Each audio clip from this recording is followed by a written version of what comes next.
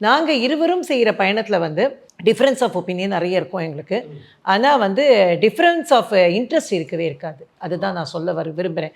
ஏன்னா ஒரு கோலை நோக்கி நாங்கள் பயணம் பண்ணுறோம்.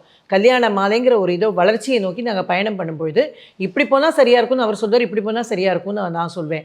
ஆனால் கோல் என்னங்கிறதுல எங்கள் 2 பேருக்கும் மாற்று கருத்தே கிடையாது. அதனால் ஐ திங்க் நாங்கள் 2 பேரும் வி கேன் ட்ராவல் டுகெதர் அப்படின்னு நான் நினைக்கிறேன். அப்படி தான் 26 வருஷமாக நாங்கள் சேர்ந்து பண்ணிகிட்ருக்கோம். மேட்ரிமோனியை பொறுத்த வரைக்கும் கான்செப்ட் கிரியேட் பண்ணுறது, எவ்ரி இயர் புதுசாக விஷயங்களை கொண்டு வருது.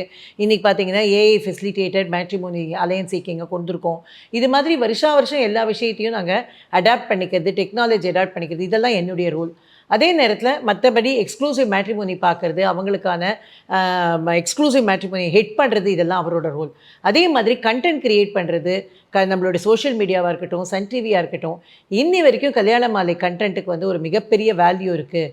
அதே மாதிரி பட்டிமன்றங்களுக்கு வந்து கொடுக்கக்கூடிய தலைப்புகளுக்கு ஒரு பெரிய வேல்யூ இருக்குது அப்படின்னா, அதெல்லாம் அந்த ரோல்லாம் நான் பார்த்துக்கிறேன். இப்படி 2 பேரும் வேலையை பிரிச்சுட்டு இருக்கோம். ஐ திங்க் அதனால எங்களுக்கு ரொம்ப சௌரியமாக இருக்குது.